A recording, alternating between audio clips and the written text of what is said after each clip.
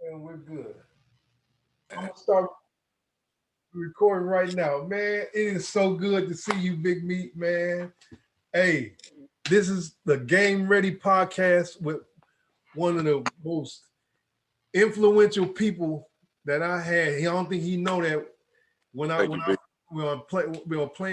played arena ball together. He was my teammate and my opponent. And the first time I met Big Meat, all I heard was whoo, whoo, whoo, whoo, whoo. Big E. It was a beautiful thing, though, man. It was all love, man. I had nothing but respect for you. And you have a vibe with somebody, even when you're competing, you just know they just real good people.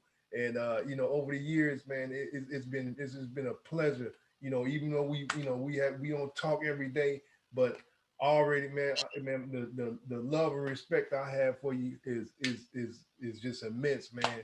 So just tell everybody about yourself.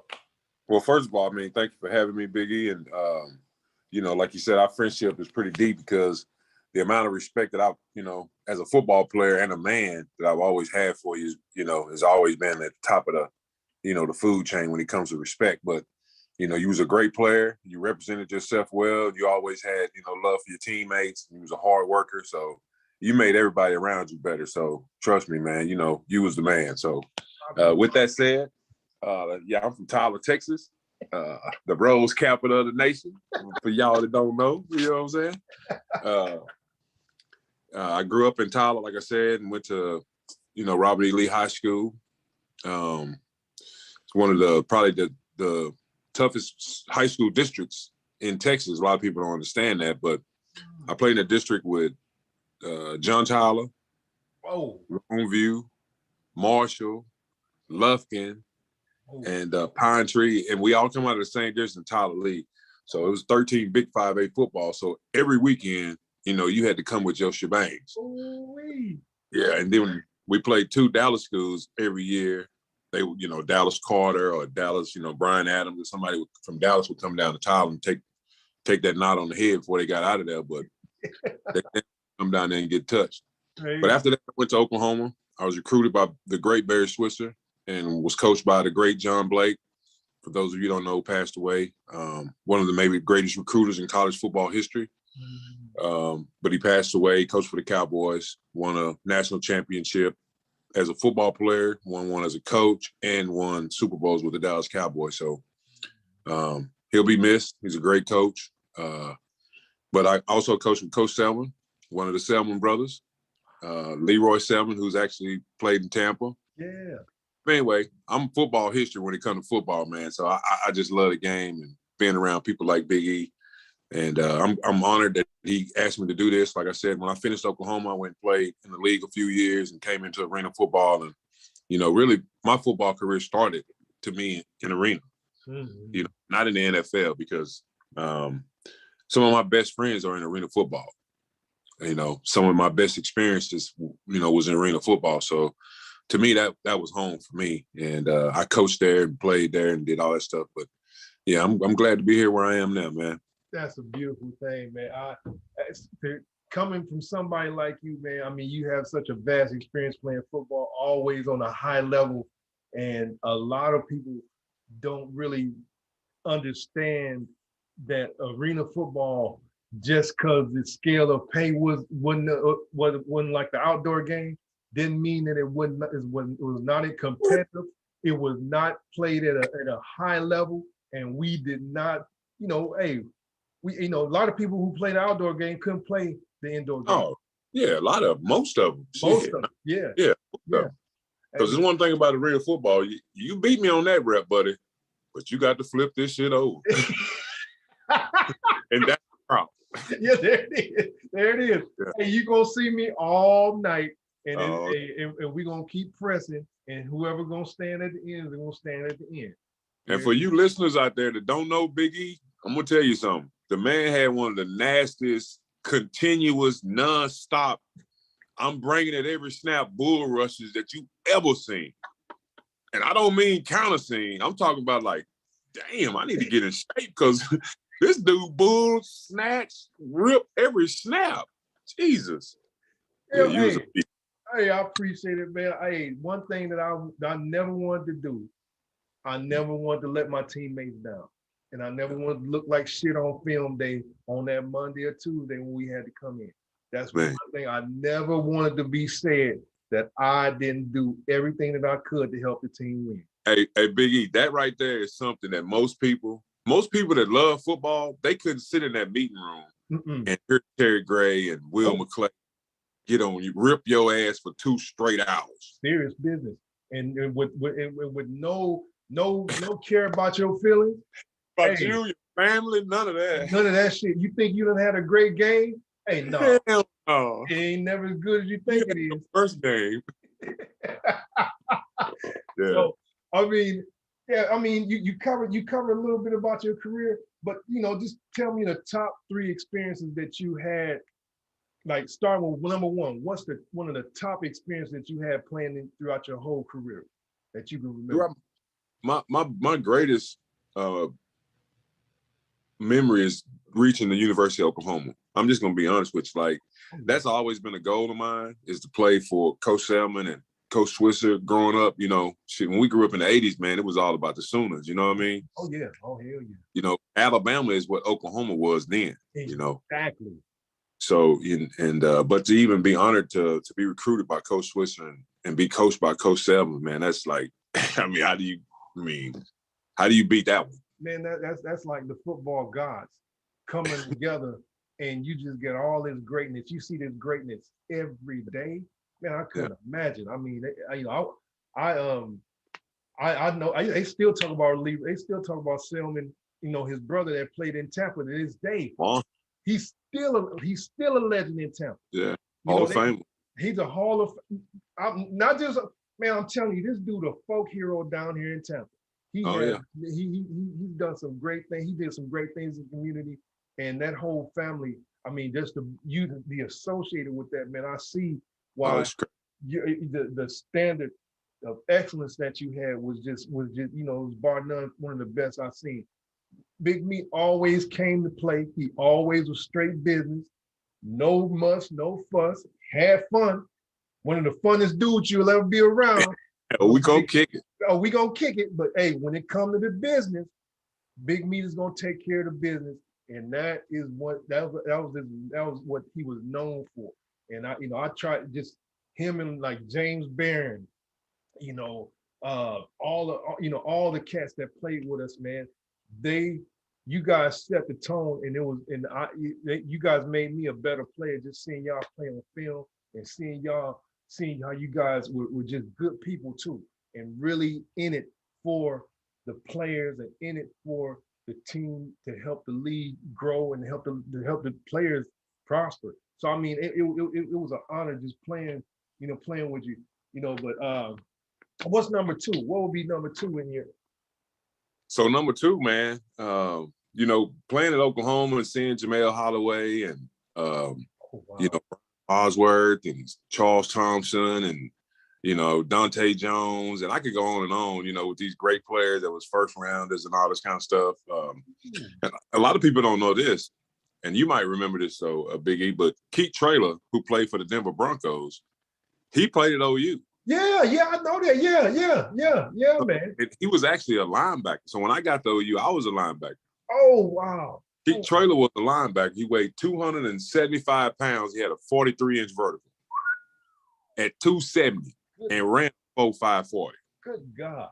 Oh. So, yeah, so he flunked out to some school in Oklahoma City or something, but, he went and played D-line after that. I don't know how they made that switch to him, but he went to the Broncos and ended up playing 17 years, man. Hey, man. Hey. Super Bowls. Exactly. I mean, but hey, it all translates in. It don't matter what big school you go to. If you good, you good. They're gonna find you. But they're gonna find usually the big schools like Oklahoma, they get the automatic pick of the litter off the top. So Keith Traylor, man, I remember watching him, and I used to try to emulate some of his stuff. Man, you couldn't emulate it. Oh, sure. Yeah, because he was a freak of nature. He could stand under the goal and reach the goal and put his elbows on the rim, Big E, jumping and hit the elbow. I was like, geez, you a linebacker? Like I'm wrong school. Shit. But my second greatest accomplishment, Big E, and saying on me, and I take nothing from the guys at Oklahoma. They were great athletes. Oh, yeah. But, man, I played Tecmo Bowl, and San Francisco 49ers was my squad. Yeah, man. So, Big E, I got drafted, and I got to touch the ground. Well, let me back up. A lot of people don't know this about Corey Mayfield either. I don't talk about this, but I started at 3 different positions at OU, Big E. Wow. I came in as a linebacker, yeah. I broke the sack record at outside linebacker. I had 9.5 sacks my freshman year. My sophomore year, they moved me to D tackle. My senior year, they moved me to nose tackle. Oh. Just imagine learning. Now I'm in a Big 8 where they running counters, yes, sir. traps, yes, sir. wham blocks. I ain't never seen a wham block, Big E. I'm a senior, figure this stuff out. I'm supposed to be balling right now, right? Yeah. But I was blessed enough to be drafted by San Fran, and my number 2 experience was honestly walking in that locker room and seeing Jerry Rice. Oh wow. And Steve Young and Charles Haley and Merton Hanks and my locker, Big E, my locker was right next to the great Hall of Famer, the Dallas, Texas own Michael Carter. Wow. Oh, one of the greatest nose tackle. I'm sitting in the locker room watching film with Mike Carter, Tim Harris, Charles Haley, Dennis, Kevin Fagan. I'm in there with Hall of Famers, dude. Yeah, I know. Every day I go to practice, I'm just blown away like, holy snap. Oh, but that's the part of the game, that, when you meet superstars, you don't meet them every day on every team. But back then, I was just fortunate enough to be on one of them teams that had all of them, great players. But that was probably number 2 for me. Man, that is I couldn't imagine. Charles Haley, I met him once when we was in Dallas. We was with Desperado. Oh, yeah. Yeah, he's a different cat. Like we're different, yeah, different. I mean, he marches by his own drummer. I mean, what? You already know. And when he talks, it all comes together at the end, kind of like with Coach Plank we were talking about earlier. First day, you're like, what the hell is Charles talking about? Yeah. But I mean, you're like, okay, that's what he was trying to say. Yeah, but in a lot of ways, when you are that great of an athlete, you that good at something, man, you just think different. You wired different. Sure. Everybody that lives and as that it, yeah, they just have it, man. But their thinking process is different than normal people, and normal people be like, man, he's weird. Well, he's weird. No, that's just his thinking process, and that's what causes him to be. That's what helps him to be great. That's right. I heard about Charles Haley from my position coach when I was in college, because he actually coached Charles when he was at William and Mary. I think it was William and Mary. He just said he was a different dude, man. He just worked his ass off. And, and really just after every practice, he would do 400 yards of get-offs. After every freaking practice, he'd do 400 yards of nothing but get-offs. How could you not be just a lightning fast off the damn field? Ooh. And back in the day, back when we used to practice, like you had to practice. It wasn't none of the stuff like got now. Hour and a half, water breaks. Yeah. No. Yeah. Wearing a gel cap on top of the helmet. No. No. We back then, man, it was just blood and guts, and it was. We wore Rydell's with the padding in the inside of them that thick. Third. Oh, you might finger, son. Suck that up. You just gotta stick. Yeah. Go. Just shake your arm off. Yeah, man. But I mean, it's totally different now. But back then, and I hate to sound old, but it actually, when you go through those kind of that so-called hard time, it actually prepares you and gives you the blueprint on how to make things work and how to get over life's, shortcomings. And, one of the main reasons why I even had you on here And before we cover number 3, is that your miracle weight loss. And everybody who knows us and knows you, this is the smallest as anybody has ever seen you. Ever. I mean, this is, believe me. I wasn't small in high school. Oh, man, look. Man, just saying you, I mean, you look good. You look healthy. You look, I mean, you look happy, man. It's just so good to see that. And with my company and what I'm doing right now, I'm really trying to forge ahead and really put forth an idea that, man, after you get done playing, after you get done doing anything, you always have to make yourself a priority with your health. Because once you lose your health, you lost everything. I don't care how much money you have. Everybody's heard this shit before until they experienced it. You will never reclaim your health that you lost unless you stop and change your behavior.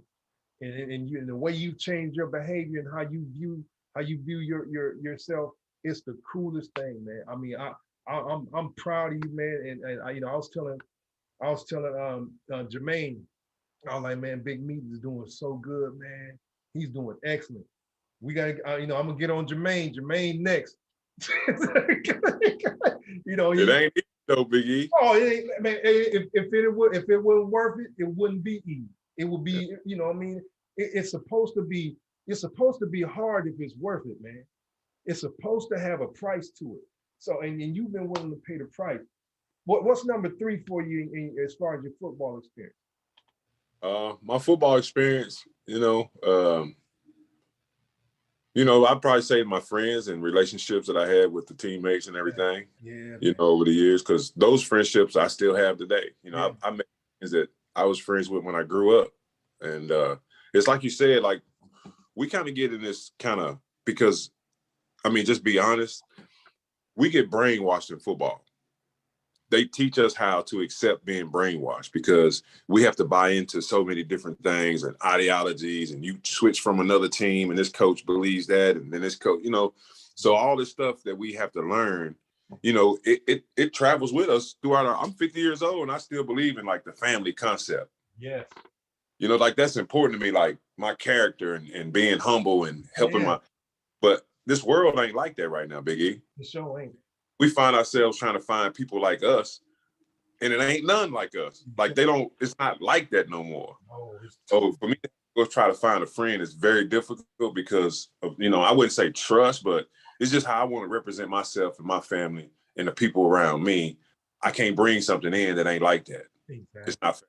You know what I mean? We've been working on this 30 years, so. I know that's right. You know what I mean? So, but anyways. No, it's the truth. It's the God honest truth, man.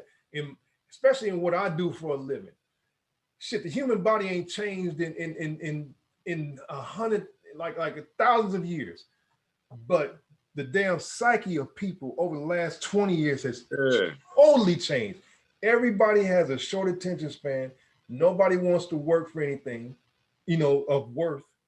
And it's everything has a quick fix, and having some integrity about yourself, it's a choice.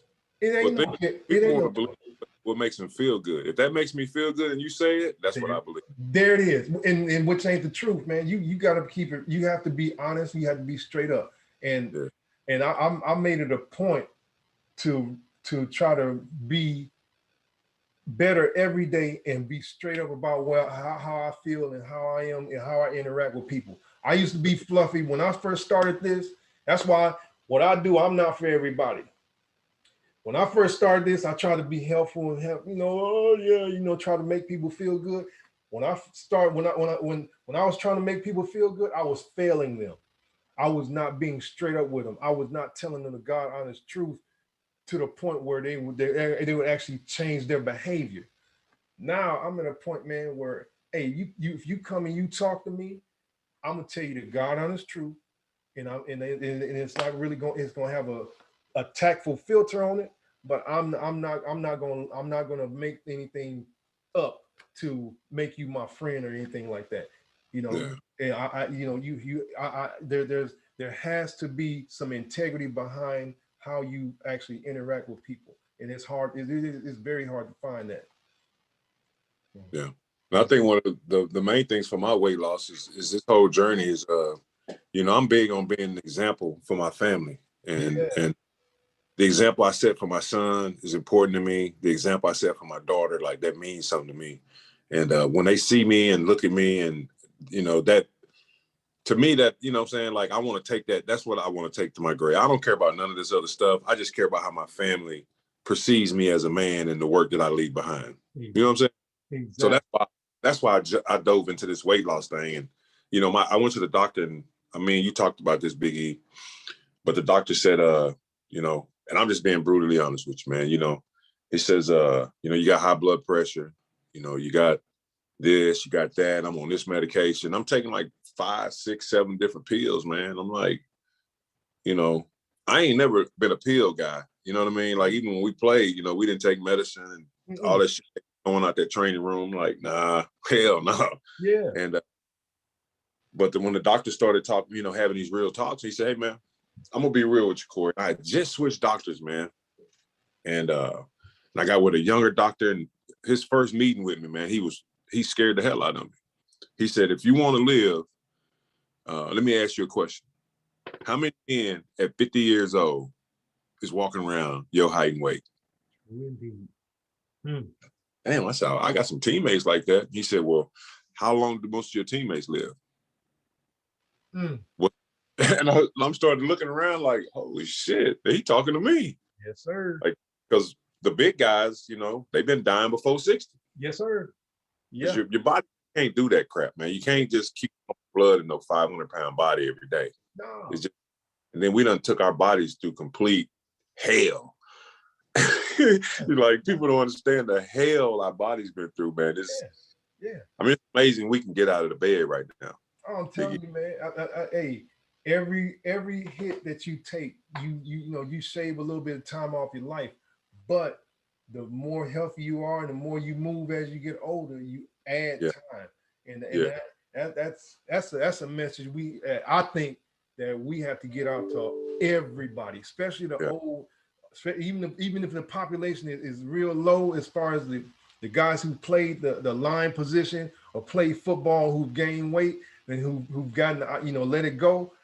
If you do not manage your health after the age of 45, you maybe got like 5 more years to live. By the time you're 52, you're gonna be an invalid.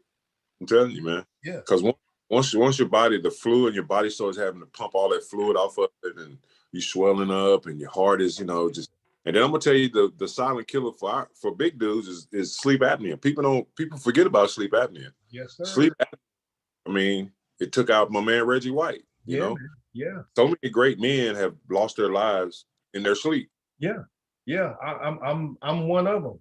I still suffer from sleep apnea, but I've actually I weighed myself this morning.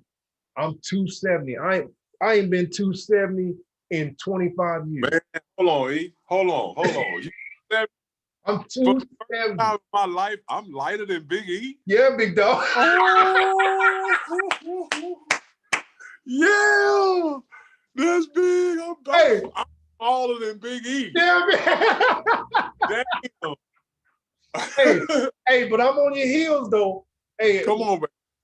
Because the biggest thing right now is really just changing my mindset on how I view my body. Because you get so used to being a big dude, and you get so used to walking into a room, you know, you the biggest dude in there. Sometimes this shit feel all right.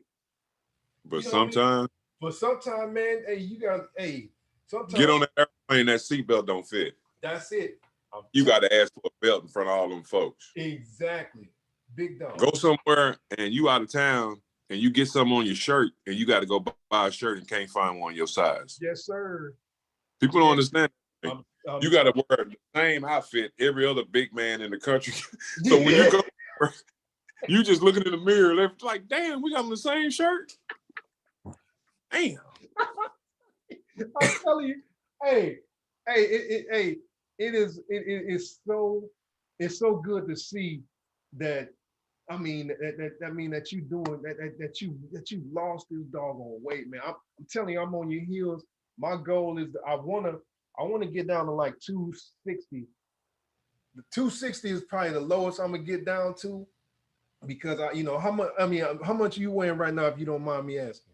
245. Quick as a holy shit. Quick as a cat and abbed up, Big E. Oh no. I love it. Hey, I'm gonna tell everybody what inspired this podcast. I'm sitting on my couch watching TV last Wednesday, I believe. And I get this text. And I'm like, okay, it was a picture. And so I opened it up. And it was Big Meat. He was like, yeah, I know you'd appreciate this. So I sent it to you. I was like, oh, snap. Big Meat, hey, curling. I see the vascular veins, you know what I mean? Slim stomach, everything looking tight. I'm like, what? Hey, I told you one of the best experiences this weight loss journey I've been on. So one of the best experiences I've had. And I'm a country boy, so to me this is a big deal. But I walked in Walmart.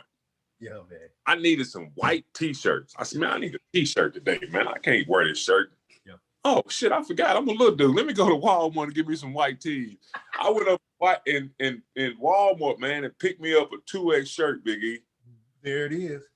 I've never done that, Big E. Hey, I feel you. Hey. My shirt now is a 2X right now. This thing, it fit me just right. That's what I'm saying. And it's baggy. Yeah, man, it's a 2X, baby. Hey, my suit game is back on, baby. There it is. Hey, when you're a little dude, everything fit different. You know what I'm saying? Oh, for sure. It fit like it's supposed. You ain't got to keep pulling your pants up all the time. Yeah, man. You ain't got to adjust the belt all the time and get that elastic. You know that hidden elastic belt on the side of the pants. Yeah, but you can get a designer belt. Yeah, if you choose to. Yeah, man. They don't make no designer 56, 60 belts. Hell no, man. No. Yeah, I'm on your big leather with that big square buckle on the front of it. Yeah, I'm on your heels because I got a little bit of work to do, and my goal is to be able to buy just regular clothes just like that. I'm almost there. I'm down to I think I'm down to like a 40 in my pants. If I get, my goal is to get down like a 38, 36 and maintain it. Keep it off. Maintain. You know what I mean? And in my like I told you when we talked the other night, my attitude change and my attitude shift is permanent. It wasn't permanent. I could drop 20, 30 pounds with no problem. Right. But now, man, my whole attitude has changed towards how I choose my meals, how I exercise. It's a part of my life. It just ain't, you know how we play football. You just used to train and getting back in shape, dropping like 15 pounds so you ain't hurting during training camp. Right. But now, man, this is for the rest of my doggone life. Whatever I have left, I'm gonna enjoy it, and it's not no short-term solution. We was playing for the game of football before, but now we're playing for the game of life. There, and you hit it on the damn head. And what you said the other day, you said, Corey, we're in the middle of the third quarter on this thing. We got to get going. Yes, sir, man. I just had a grandbaby. My grandson's birthday is tomorrow, and man, I'm gonna try and put a picture of him up. I want to see him graduate. I want to see him do things that I wasn't able to do, and actually help him do whatever he needs to do and be healthy while I'm doing it, not being on a damn walker, trying to help him do some stuff. Man, I want to be able to bounce around with him, run around with him, do everything that he does for the most part and not have any kind of limitations. So, I mean, when you put the family aspect in it, man, that makes it even more richer. So, yeah, man. And to piggyback on what you just said, Big A, like this journey, everybody wants to lose weight. Everybody look for this little sentence or a special quote and all this shit. It's no special, nothing. Like nothing easy about it. There ain't nothing like pretty about it. It wasn't, shit, you put all that shit in your body, you know what I mean? It didn't happen overnight. Sure enough. That's it. So if you're going to get it off, it ain't going to come off overnight. But if you stay consistent, trust Corey Mayfield. Yeah. I'm one of the biggest human beings in America. For real. I had sugar, cholesterol, high blood pressure, hypertension. I had 118 interruptions on my sleep apnea. I mean, I was out of whack, dog. I mean, it was, and I was my body was holding fluid, ankles swelling up, calves big, all that crap, man. Yeah. And I'm laying down trying to go to sleep. So when I went to the doctor, and because the first thing I did is I cut out all sugars. Yeah, sir. Yeah. So I went to, and let me say this to your folks, like people listening. If you want some help, like this ain't a battle to fight by yourself. I don't know how if you need to lose 20, 30, 40 pounds, that's one thing. Yeah. But when you talking about the big boy stuff, like I was, out of line, you got to go get some help. So I went to a nutritionist. Yes, sir. And I did the blood work, and I found out what my body was resistant to, and I found out what I could and couldn't eat and when I should eat it. Wow. I started taking in more water. I wasn't taking in it. I mean, we think we're taking in enough water, but really you don't. You know what I'm saying? Exactly. So I started getting the IV treatment for the hydration. Are you serious? It's working out great for me. Yeah, my girl been talking. My girl gets it done. She wants me to start doing it. It's amazing. Oh wow, holy! Like feel it when you walk out of there, you feel better. So for me to feel better and go through what I'm going through, it's almost a month. I do it twice a month. Holy shit! So when did you start doing the IV therapy? About 6 days ago. I'm on my third. Yeah, I finished.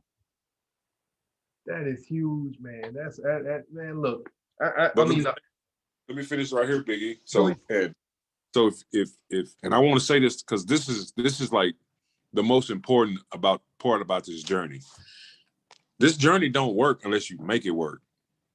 So don't come in this thing like, oh yeah, I want to lose weight. No, shit ain't gonna work like that. Mm-hmm. Now I'm gonna say the pandemic, it helped me a lot because I was sitting at home, or my old lady was cooking for me, and I was making my meals, and I couldn't divert from them. I couldn't, stop it somewhere and get stuff. And so for me, it was a little, for like most people, we sit at home, what we gonna do? So I just made my mind up. I was getting up every morning, Big E. Yeah. I do my fast. I drink my liquids, and I go walk my 2 miles. There it is. Every day. There it is. And the things that we were taught as football players, I'm thinking every day I woke up like, I done been to training. I done been to 7 NFL training camps. I done been to 12 years of arena football camp as a player, 15 as a coach. This shit ain't that hard. You know what I mean? Like, what I'm doing right now, this is going to save my life. Exactly. So if I'm going to do this for these little couple dollars, yep, I'm not going to be willing to do it. That's the mindset I started. You know how we started thinking, Big E, and just take mind somewhere else to get something else out of us that normal people can't do. So exactly. That's where I had to go with it. Wow. So you remember how you get ready before the games? What's that? You remember how you used to get ready before the game? If y'all listeners out there, y'all gotta go talk to some of the players that Big E done played with besides me. Listen, this man would damn near rip a locker room apart getting ready for the game. If you ain't never seen a professional athlete get ready to go play football, shit. I wish I'd have had a camera. If I would have had a camera filming you, Big E, I'd be a millionaire right now. Hey, big dog, yeah, that should have been all over YouTube. And I had a have you ready to rip just watching him will have you rip somebody's head off every game. One thing, and when you talk about it, and when we talked about the other night, I had to put myself in a mindset to be ready for anything and not have a reason to have any doubts. You know what I mean? I was putting myself in a mindset where I wouldn't doubt nothing. Everything that I prepared for that whole week was centered on that night, and when nobody gonna stop me and my teammates from getting this victory. And whatever I had to do physically or mentally before the game, that's what I was gonna do. I had to go to some dark places. You know what I mean? That to lose this weight. There it is. And there it is. And that's it, man. You have to find whatever it takes to get it out you so you can get to the next level and get to the other side.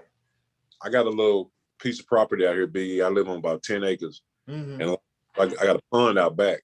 Mm-hmm. And part of my medicine is getting on my side by side and just going back there and getting my mind. Like, you know, we don't spend enough time getting ourselves, because we always worry about everybody else. Like, you know, you got a gym, you probably got hundreds of clients to worry about. You got your family. You know, we very seldom think about ourselves. And that's part of that's how we were raised. You know what I'm saying? It's about us. And we get that, but the people around us, they can't be like that. Exactly. We expect them to be like us, but they don't get it. You know what I mean? So, you know, it's kind of tough, but I had to take my mind like, Corey, you got to get yourself together because you can't help none of your family if your stuff ain't together. So get your shit together and be an example for your family. Because I'm going to tell you, since I've been on my journey, and I haven't asked any of them, but 3 of my boys said, big dog, you did that, I can do it. And one of them lost over 150 pounds himself.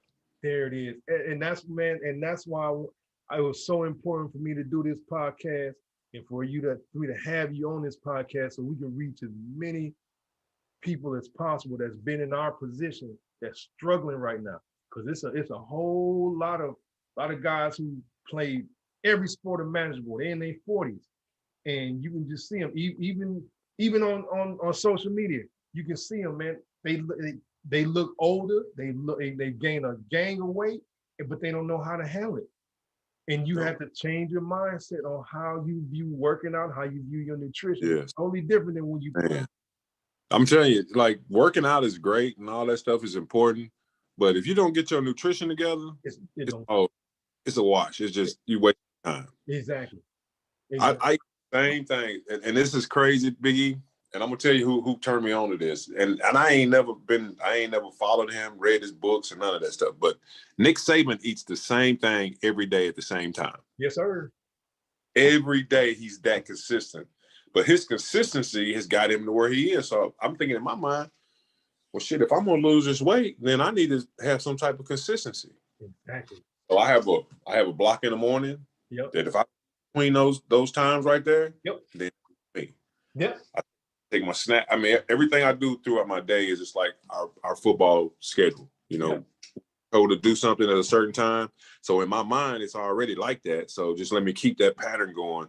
And that's how I try to get my meals in. I even do the Ready Fresh stuff. Oh, snap. Yeah, I've heard of that. I heard it. Is it pretty good? Yeah, because see, I had a problem because I try to get my proteins in. Yeah. You know, it's difficult getting those proteins in. And, you know, I'm not a big shake guy and all that, you know, powder stuff. So I got to eat chicken and, you know, turkey and stuff like that. I got eggs. So I get stuff in through my proteins like that. But I try to get in 110 to 20 grams of protein a day. That is cool. And you track it and you measure it out. Yeah, I got on my phone. Every time I put some of the meals in my phone, I put them in my phone and it adds up my calories. Is it the MyFitnessPal? Yeah. Yeah, there it is. I recommend that for all my clients who are trying to lose weight. Oh, it's the best thing going. The database is infinite. It has millions and millions of food items. You got ideas on there, Oh yeah. So all you need to do, if you want to actually track your a lot of people use it to track their macros too, to make sure that they're eating like what you're doing. You're eating the proper amount of grams of proteins, fats, and carbohydrate that matches your energy expenditure. So you're not guessing. There ain't no guessing to it. And it's easy. It's right here on your phone. As soon as I touch something or pick it up to eat it, I put it in my phone. There it is. And it makes it, and it's a cool thing if you do eat the same thing every day. Because it's not food, eating is not a distraction. Eating becomes a distraction when you like, oh man, I'm craving like some ribs. Let me go find some ribs. Then you like 20 minutes find the perfect rib joint or something like that. Yeah. When I want some ribs or some kind of junk, because I cook a lot. I mean, I make a lot, but I'll make some ribs, and I'll make all those ribs, Big E, and I'll take one rib. There it is. Cut it in half, and out of that half, I'll bite it one time. There it is. I'm done. All I know I need is just to taste it. I don't want that, and I know I shouldn't be eating it. But until you switch your mind, because you know it's easy to get that rib and be like, shit, I'm gonna knock this to a slab, 2 or 3. You know what I'm saying? But I know I shouldn't be eating that, so I just take a bite. That's my guilt. If I want some ice cream, I'm gonna take 1 bite. I'm done. There it is. If I want a piece of candy, I'm not gonna eat that whole candy bar. I'm gonna take a bite, done.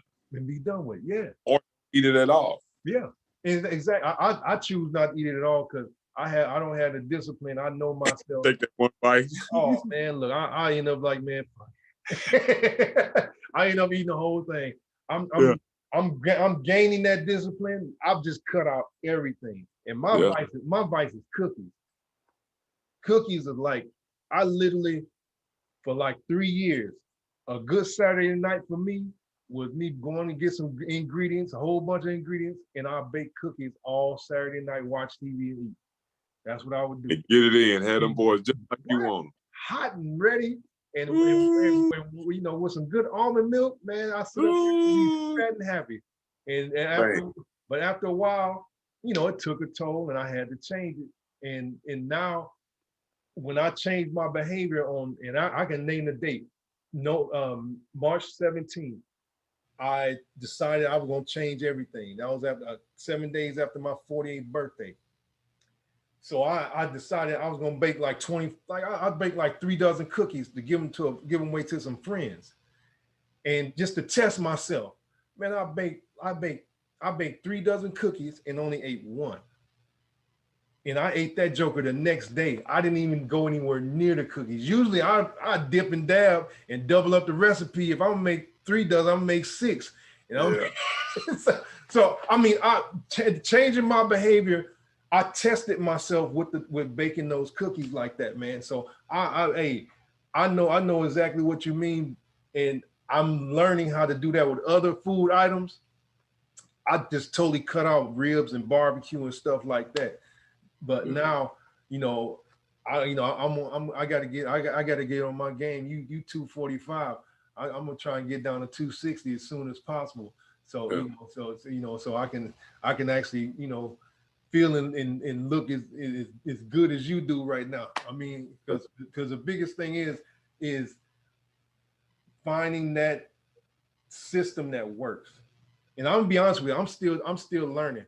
Even though I'm a trainer, even though I'm in this industry, my past behaviors and my past lifestyle it's been developed over the last 25 years. It's gonna take me longer than 6 months for me to actually change that mindset. And I'm doing well with it, man. And you've been even more inspiration to me now, and give me even more of an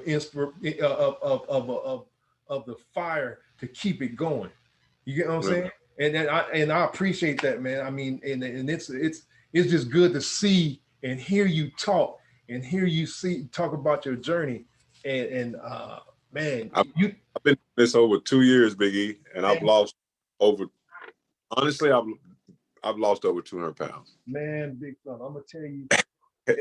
You a blessing, man. I'm not just bullshitting, man. You inspired me to keep going. Just seeing. But I gave up drinking. Yeah. Oh, yeah. I mean, and for me not to have a beer is like, I mean, that's big. Oh yeah. No more. I mean, I don't drink nothing. No alcohol, wine, liquor, beer, nothing. Wow. I hadn't had a drink in 2 years, Big E. Oh. And I don't even think about it. I hadn't had anything sweet, you know. I had something sweet the other day. My wife was making something, and I tasted it. Was, you know, it don't even taste the same. Yeah, so, I know what you mean. In that aspect, I know I can't have real sweet things anymore. Yeah, I can't eat real sweet stuff. Okay. I mean, you know, I still drink a little bit, and I have a margarita every once in a while, but you know, I try to curtail that and keep that down because you know I know it's not good. Yeah, and I know when I drink, I know I'm gonna turn up in that kitchen. This is going down. Oh man. When you gonna stop and get that double meat with double cheese with toasted buns and grilled onions? See, y'all that ain't never been to Whataburger, so y'all don't know how to. Let me tell y'all how to order. This is a big man order at Whataburger. This late at night, Big E. All right. When you pull up to that window, you tell that woman, you say, "Look here, lady. I need you to get this right because y'all bound to fuck my order up, but I need this right tonight. I need a double meat, double cheese." This is Chase right here now. Double meat, double cheese, grilled onions, mayonnaise, and buns toasted on both sides, jalapenos cut in half. Order it like Whataburger and they'll never forget you. Good God Almighty, that is something. Ooh, no wonder. And then go get that lemonade. Oh yeah, yes sir. With light ice. Oh, come on, Biggie. And I'm telling you, oh man, and the water burgers they're not no small burgers. It ain't none of that In-N-Out stuff. No, it's a meaty ass burger, and it ain't for the faint of heart. It's made to order. When you order it, that's when they make it. See, hey man, you making me hungry. See, we can't. As big men, my relatives always call me, man. I know you know some good places to eat. I'm telling you, every big man know where to get some good vittles at. Oh, then that's real. And I tell people that. I'm telling you, you come to Orlando, I'm gonna tell you the side. Hey, I got you. I'll tell you the side of town. Hey, if you want some Caribbean food, I'll tell you, hey, you need to go on the west side, go here. Hey, if you want some Italian food, hey, no, go on the east side, go here. Yeah. Man, food is life, but you got to learn to control it. And you learn to control it, you have a real good grip on it. And I'm not even playing around, man. You inspired me to keep on going and really try to make this this message, spread this message as far as I can to everybody, because everybody needs to be healthy. You lose your health, you lose everything. I don't care who you are, you know. And you know how and Big E, you got to find something that like, you remember when we was playing, coach would always say, find something that do this for a reason that means something to you. Yeah. You know what I'm saying? So for me, it's my family, it's my kids. Like, I want to be the greatest example as a man that I can be for my kids. I want them to look at me and be like, damn, because I went back and graduated, Big E. Oh, congratulations, man. Yeah, my dad graduated from college, you know what I'm saying, at this age. My daddy lost his weight. My daddy, you know what I'm saying? Like, I want them to, because I don't want them to feel like it's nothing they can't do. Exactly. I seen him do it. I know I can do it. You know what I'm saying? So empower them that way. I mean, forget me losing the weight. That's great and all, but the example that I'm trying to leave for them Negroes is more important. Yes, sir. And that's what it's all about. Big A, my son gonna tell me the other day, say, you know, Daddy, you know, shoot, man, you know, I appreciate you wanting to talk to me about all this stuff you got going on and everything. What you gonna leave me, man? You know, how we gonna work this out? I'm like, what I'm gonna leave you? I ain't leaving you shit. When I leave here, Big E, I'm trying to write a hot check on my way out. The insurance don't take care of you, son. Don't be talking about what's in my back pocket. Don't count my pocket. And there it is. And the thing is, the blueprint that you're giving him now is more important than the money that you could ever give him. Yeah. Because the blueprint on how to just work and get shit done, that's priceless. Yes. That is priceless. I'm telling you. They miss. And that's what people, and that's where, you know, young people, I saw, hey, you get the blueprint from the people before you. That's it. You get the blueprint. The wise man always follows the smart man that came before him. Always. That's it. So that's it. You set the tone, and man, you know, your son is real lucky and blessed to have that example that you set. So the big thing is right now, is for him to just maintain and just make sure he stays on point like you. You know, that's the most important thing. So what's your future plans? What are you up to now?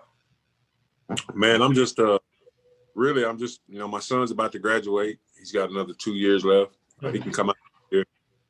Trying to get my daughter situated. She's 19 and she wants to be a business lady. So we're trying to get her with a couple businesses started. She wants to try to do a little food truck and working on her realtor license right now. So get her going. Yeah. You know, we're building the houses. We have free tax offices here in Dallas. We got a couple car washes. Just a little stuff, you know, we got going on, man. And I'm trying to get to where I can get my fishing card, man. I'm a big fisherman, Biggie. I don't know if you knew that or not, but I love fishing. I can catfish. Yeah, bass, crappie. That's my thing right there. So when you say your fishing card, you talking about like professional or what? Yeah. Are you serious? Yeah. You want to be an angler, huh? Oh, snap. Yeah. Man, that is cool. I've only known like 2 other people to do that, but hey, man, it ain't easy. No, but it's technology right now. They got all kind of stuff that's cheating. I call it cheating. I mean, anytime you can see a fish on the water and damn near Lord, that's cheating. You know what I'm saying? Time and you can go out there and get a freezer full boatload of fish and bring them back home. So. Oh man, yeah, that sounds like a plan. I've actually been invited to go deep sea fishing. So Big E, when you come to Dallas, yeah, I got you. Oh, okay, there it is. I got you. There I got a 4-footer right now, waiting on you to get there and crank up. Let's go. Oh shit, there it is. Hey, you ain't said nothing but a word, man. Catfish, probably a bass, whatever you want to do, we go get them. Ooh, man. Just make sure your shoulders is loosened up because you're gonna be doing a lot of yanking out there now. hey, I mean, I would love to come out there and visit, man, because the one thing when this year started, and everybody experienced, little losses, people lost people. I made it a point where I was like, man, I'm going to get out and I'm going to try and connect with everybody that has been important in my life and that has been influential in my life. And you texting me that day, I appreciate you texting me and reaching out to me. Because, and everybody who know me, I'm not the best at communication. I'm not the best at phone calls. But if I love you, regardless, I love you, even if I don't talk to you. That's right. I love you, and if I love and I respect you, you in my heart forever. And I hold you. And when I picked that phone up, I felt that, Big E. Big dog. Hey, I'm gonna tell you, man. Hey, I hold certain people in high regard, man. And you are one of them. And I'm telling you, you've always been straight up with me. Never bullshitted. Always been just a really just a good man. And you set the example along with Jermaine. And I really appreciate it, man. You guys have and I'm gonna talk to a number of other people. I'm gonna talk to another buddy of mine later on today, and just make sure I reconnect and add that part to my overall wellness plan, and make sure that everybody's okay, everybody's on, everybody's thriving as best they can, and if anything I can do to help and give them whatever I can to help them keep going, I'm gonna give it to them. Yeah. That goes even moving forward. If you need anything from me, big dog, I'm here. I'll do whatever I can to make it happen. Yes, sir. And we've been kind of rambling, kind of bouncing around, but we're gonna cut it short. I'm not gonna take up too much more of your time, Big Meat. But I really appreciate you. I really appreciate you coming on the show and sharing your story. And I want to invite you back. We talk a little football. Anytime. You know what I mean? Because I really, going into this new season, man. I really want to start really talking about how the game has kind of changed. The game has evolved so much, even from the last 20 years. And these dudes pussy. Oh. Let's be honest. Please say that right now. These dudes is pussy, man. Big These dog. ain't players. I'm gonna tell you, man. When I saw that story about the guy, I think his name is Gregory or something like that. He's defensive tackle for Dallas. How he talking about there was favoritism on the coaching staff. I was like, no shit. You just figured that shit out? Hey, that's what I'm saying. I mean, look, and I'm gonna tell you the rule of thumb with football. Hey, a great coach has always told me this: I don't treat people fairly. I mean, I don't treat people on even ground. No. I treat people fairly. Yeah. You know what I mean? Everybody can't treat you like Big E. You ain't Big E. That's what I'm saying. You can't treat everybody the same, but you treat everybody fairly on the same level playing field. But I may have a better relationship with this kid than I have with you, and that's just how it is. You just got. You may be a player. Shit, if you're a better player, hell yeah, I'm gonna treat him different. Big E can stay out late. Your ass can't. Okay. There it is. And just stay in your lane and help the team win. And yeah, we gonna dive in a little bit more of that because I'm waiting on the youth athletes. And I had this conversation a couple weeks ago. Youth athletes that I see coming up now, it's few and far in between the people who are willing to sacrifice and just get the work done. Everybody wants that quick hit. Even the parents that I interact with, they don't have a clue on how to just make their kids work. Yeah. Just work. You got a fat ass kid and you taking him to speed class. Like, yeah. What are we doing? What are you doing speed agility and you 12 years old, you 240. And then some bitch can't pick his leg up over a cone. But we going to hey man, we gonna cover some stuff, man, because the one thing is I've had the opportunity to coach a number of kids who've done some great things, but they all have the same trait. Them jokers are willing to work. They don't mince words, they don't waste time, they get the shit done, and they don't make excuses. And I want to try to reach the kids and the people who hear that message and it resonates. And you just try to make things just simple and make people see, man, it ain't hard. You just have to do the work and do what's right. That's it. That's it, man. But I'm gonna get off my soapbox, man. Big Meat, I appreciate your time, man. I'm a keep this as raw as possible, and I'm gonna send you a copy, and then we're gonna go from there. We're gonna continue this at a later date, big fella. Yes, sir. Anytime you want me on, Biggie, I'm here. Man. And like my man Willie D said, no more talk. There it is. And we gonna cut it at that. Hey, I appreciate you, big dog. We gonna cut it off. All right. I'm gonna